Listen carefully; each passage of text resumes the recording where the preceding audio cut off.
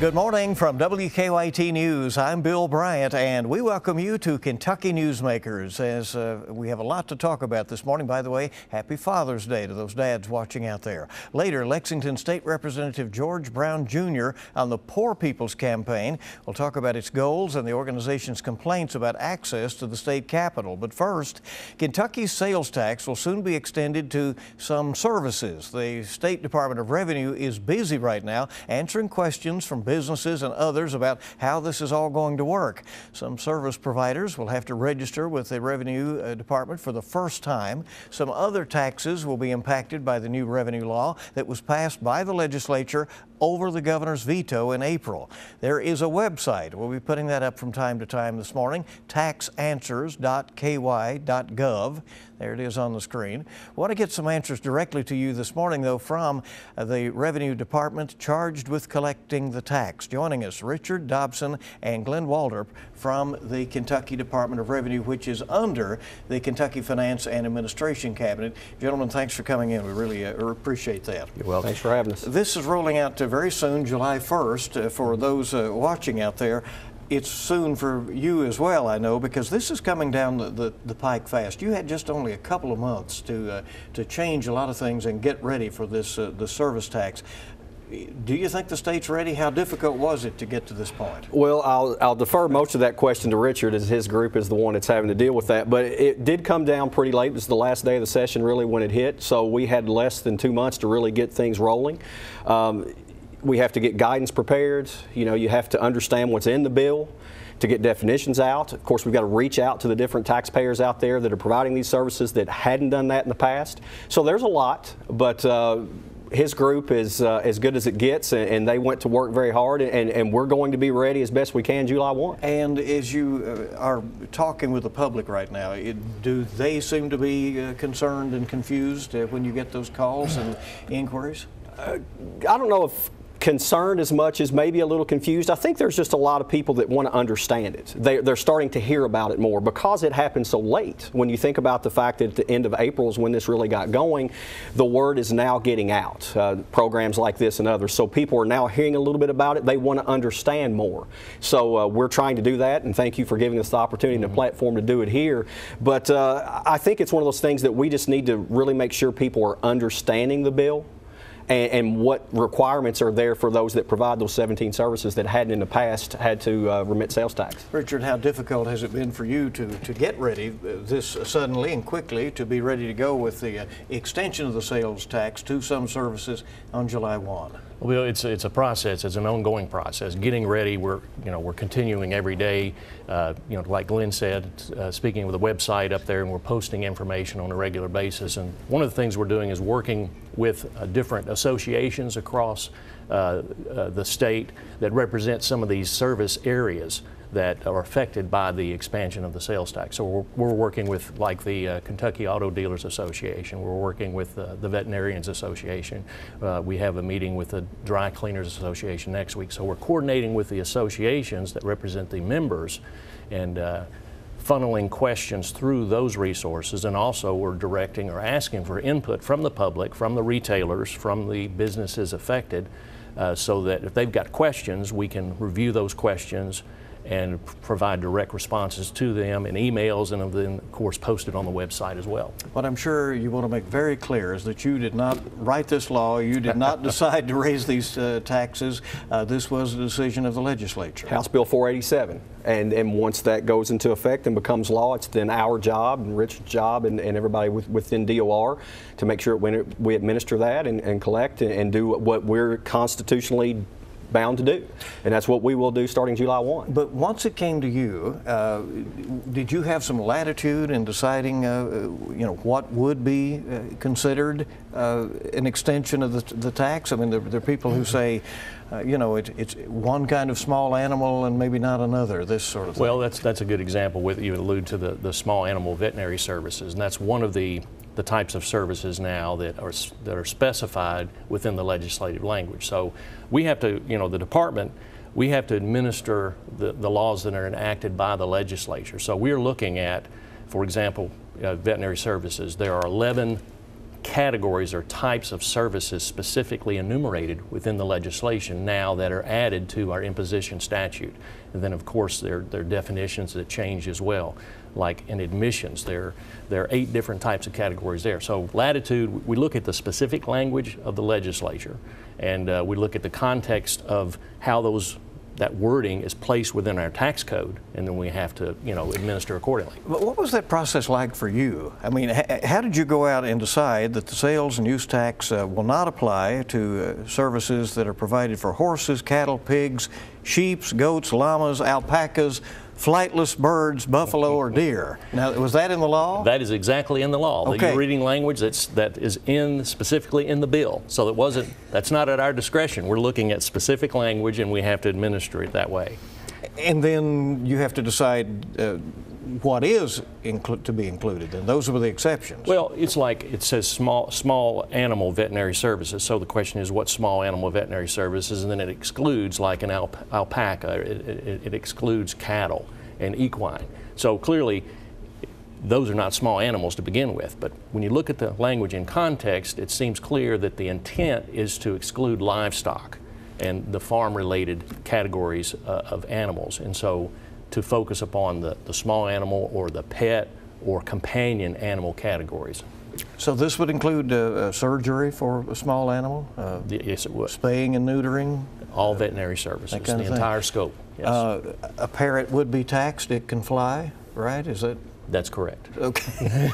That's a good question, and that's a similar type that we've been answering. And that's a great, just to interrupt for a second, Bill, that's one of the things we're talking about when we really want to engage the taxpayers out there, the population. We want these questions because that helps us build up our answers and to put stuff out on the website to help better answer the questions throughout folks throughout the Commonwealth. And so another area, I'm sure you're getting questions about workout facilities. That whether it's for-profit or non-profit, those are going to be taxed if you have a club membership, right? That is correct. And again, the language where the change in the law occurs is in the definition of admissions. Historically, admissions have been taxable, but not what we would generally term participatory admissions. So yes, if you pay for a gym membership, you're going to work out, then those types of fees are now subject to tax. When you go swimming, things like that, bowling, those are other categories. And again, the language in the law says these types of admissions, including but not limited to, so it's like kind of admissions that we're working with. Extended warranties are included in this. If somebody signs a service contract for one of those, will that will now be taxed? Yes, and that's one thing we clarify when we talk about extended warranties, is extended warranties that apply to tangible personal property, because you can get an extended warranty bill on all types of property, but so we're only talking about tangible personal property, not fixtures to real property, and certainly not real property. We're also talking about extended warranties on property taxable that's already subject to sales tax. So if you went, say, to a retailer and you purchased a television, and at the register they ask you if you want to purchase an extended warranty. You make that selection, and if you choose to buy the extended warranty at the point of sale, then now, July 1 forward, that fee for the extended warranty also is subject to the 6% sales tax. All right, what about one of these all-encompassing home warranties then, which would have to do with the real property? That's right. And you do, and in those cases you have like bundled property, real property, and some tangible. But in those cases we have bundling rules within our sales tax law, and generally speaking those will not be subject to the sales tax. Janitorial services, residential and commercial. Yes, that's another category. Correct. And which will be taxed. Yes, sir. And dry cleaning. Yes. Tanning services. Indoor tanning services. Spray or sunbeds. That's right. Either way, right? And what you're reading is the language that the legislature enacted. Yes, sir. So, this is one, and Glenn, you had pointed this out. There are some things that are not subject to this that might be as important to folks know as those that they know that they will be hit with. Hairdressers will not be subject to this, right? That's correct. So, and Richard can add to this, but when you start hearing about personal services, this is one of the things we had talked about. If I provide a service, then it must mean me. Well, that's not always the case. Hairdressers are not. But when you hear things like tanning, outdoor tanning, indoor tanning, whatever it may be, that people may think, well, that's part of a salon, then obviously the hairdresser is going to get hit with that. That's not the case in this instance. Right, and then you also have the category of health spas, but then the question about a lot of personal services like beauty treatments that are standalone services by particular businesses. Those are not within the scope of this legislative change either. So if somebody has like elective services where they go into one of these lifestyle centers or whatever, right, those will be. Well, a membership to a health spa, yes, would be subject to sales tax. But procedures, liposuction, that sort of thing, does that? No, does not. That is not. That's a good question. The legislature applied the tax to some entertainment venues. Are some already a movie theater ticket? Is that? That's already subject to sales tax. Okay. And again, like admissions, if you were going to see a show and you were paying to be admitted for a venue that's dealing with amusements or entertainment, those are taxable today. The expansion of the admissions is in the category of participatory. Like if you're going in to, here's an example, under current law, if you had to pay to get access to a swimming pool, but if you were just going there and you're not going to swim, you'd have to pay sales tax today. But July 1 forward, if you're paying to swim, even to participate, then that is subject to sales tax. Okay, I can tell you that the city of Lexington has told us that they're trying to figure out right now what the rule is on swimming pools, the city pools. Mm-hmm. So would you like to give them the answer here?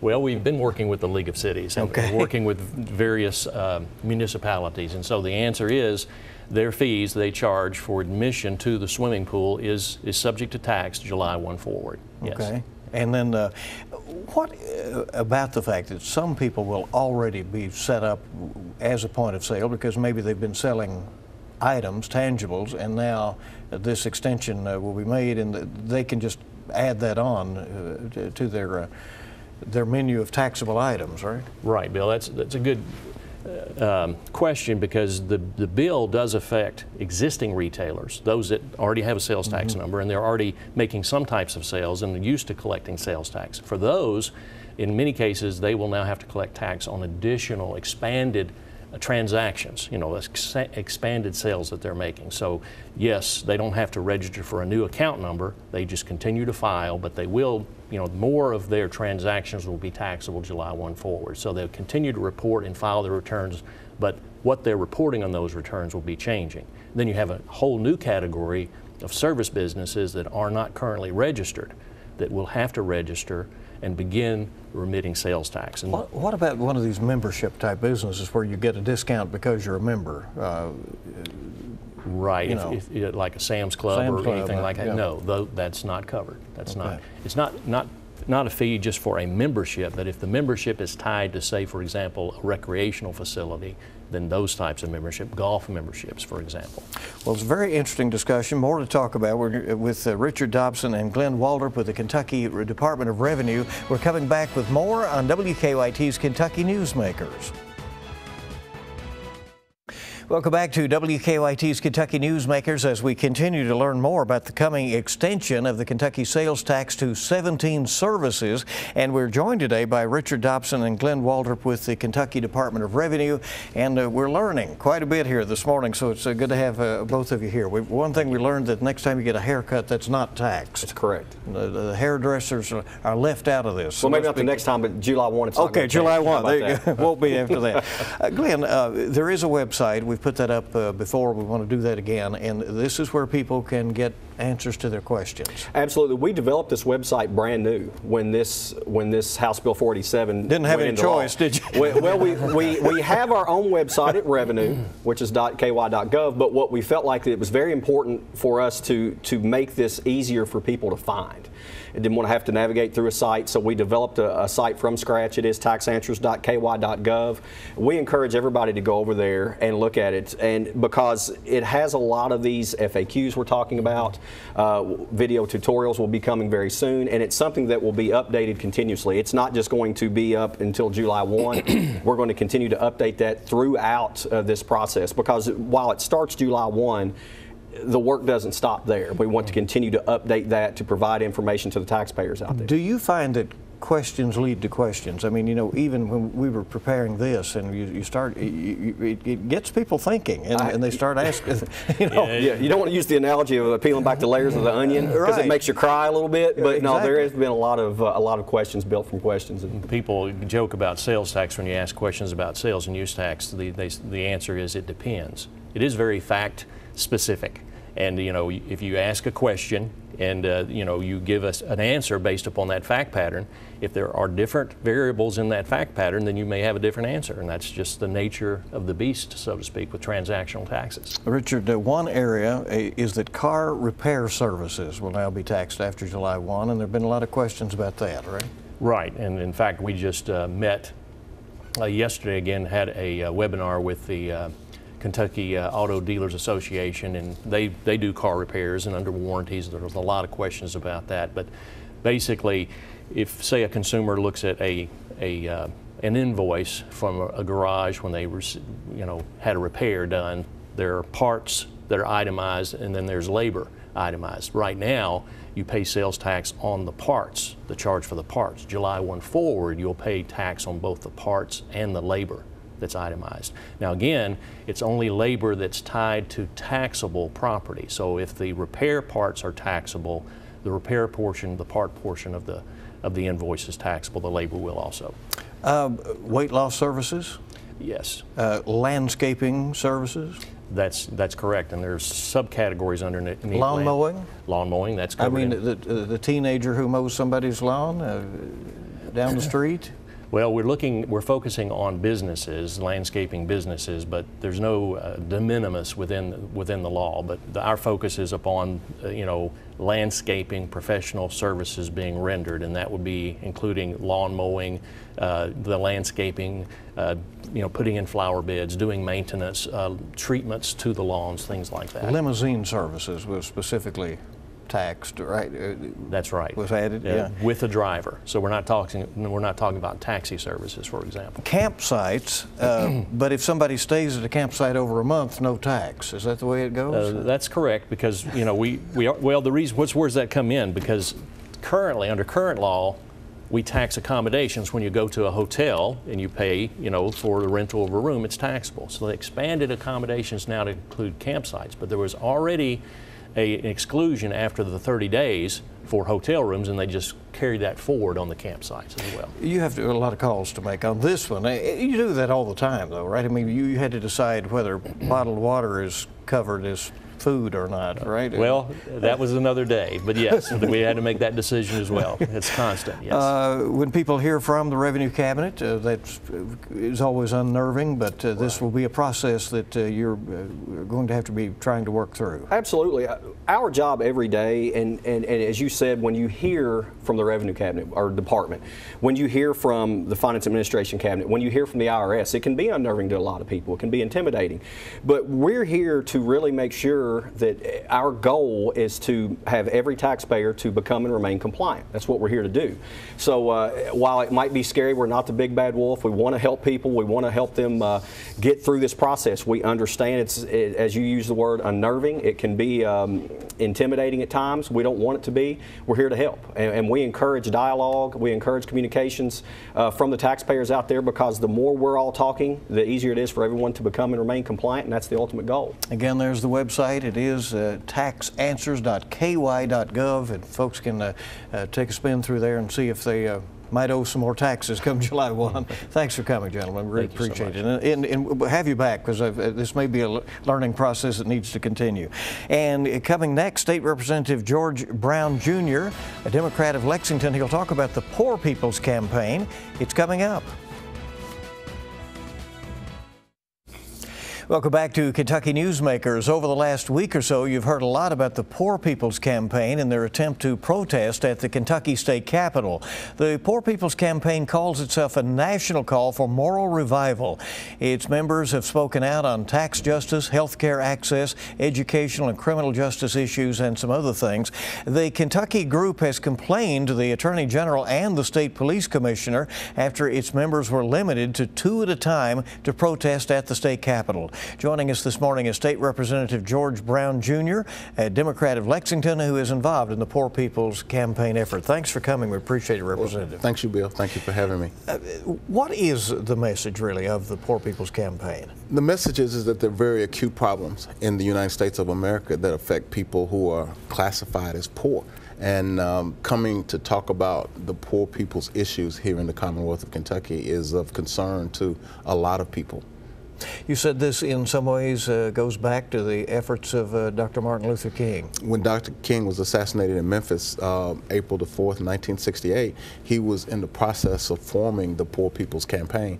And thanks to Reverend William Barber, who is leading that push across the country, we're bringing the issues to the forefront. And some of the things I heard from him is that there are about 1.6 million Kentuckians that are quote unquote poor, and the majority of those are white people. It was interesting. This is you've said a multicultural effort at this point. Yes, absolutely. I was in Frankfurt on the 4th, and I was there day before yesterday on Wednesday when Dr. Barber came back and was turned away and said only 2 people would be allowed in the Capitol. And that is systematically or systemically wrong and incorrect. The Capitol belongs to the people of the Commonwealth of Kentucky, the people that pay taxes. And to have the Kentucky State Police stand in the door and said only 2 people at a time could come in. And on Wednesday of this week, there was another group that was let in mass for a program in the Capitol Rotunda. But the Poor People's Campaign and its participants were not allowed into the Capitol, except 2 at a time. Representative Brown, as you know, the state police have said that they believe that members sought to be arrested at these demonstrations. True or no? I don't know that as a fact, but sometimes civil disobedience causes one to have to be arrested. What we did, Representative Attica Scott out of Louisville and myself, is that we wrote a letter to the Commissioner of the State Police asking for his rationale and reason, and does this set a predicate for what we're going to do going forward. We've also sent a letter to the Attorney General asking for his opinion, his office to render an opinion as to what is happening with the people of the Poor People's Campaign being restricted from accessing the Capitol. Do you believe there was, in fact, written policy that would have precluded the Poor People's Campaign from entering the Capitol Rotunda? I haven't seen a written policy, but the fact that only one group, they're only talking about the Poor People's Campaign. No other group is under the same kind of auspices of not being allowed into the Capitol. As this movement goes forward, these are complex issues that you're talking about, especially poverty. Can progress be made with rallies and attention-calling events, or does there need to be more dialogue from all sides? Well, as we talk about poverty, we talk about employment/unemployment, we talk about health care. Those are all issues, bread and butter issues that affect people's daily lives. And what I would suggest to the people of the Commonwealth is that elections have consequences. And these are some of the consequences that come as a result of an election. So if we want different kind of consequences, then we have got to participate in the electoral process going forward as the people of the Commonwealth. People that are for you, you're for them. People that are against you, then you should be against them. Was the legislative session just concluded frustrating for you? Absolutely, absolutely. Being in a minority is a place that is not an easy place to be. I had 4, 5 bills that I thought deserved merit to be heard. I submitted those bills, and none of them were called. None of them were heard. The ban-the-box legislation, the automatic restoration of voting rights for ex-felons, the expungement bill to look at it and look at refining it, and oh yes, by the way, there was a bill that House Bill 502, which was a comprehensive gun control bill that was not heard. And we're having a conversation now, and I've been asked to sit on the committee to look at school safety. And in my opinion, school safety cannot be considered without two things. One is discipline in our schools, and then number two is that we got to talk about guns and guns in our community and what we're going to do to deal with guns and the pervasive aspect of guns on our society. Do you support the Second Amendment as the second understood? Well, I think that what we got to do, and I'm glad you asked that question. I do support the Second Amendment, but we're only talking about the second part of the Second Amendment, which says the right to keep and bear arms shall not be infringed upon. But the first part of the Second Amendment says that in order to have a well-regulated militia, the right to keep and bear arms shall not be infringed upon. So what we've got is a question. Do we need a well-regulated militia today? I think, in my opinion, the answer to that is no. Because we have the armed forces and we have all the police agencies in the country. So why is it necessary that we zealously protect the right to keep and bear arms? A few seconds left. The Poor People's Campaign has an event in Washington coming up. There'll be some, I take it from Kentucky, who will be there for that. I'm sure. Yeah.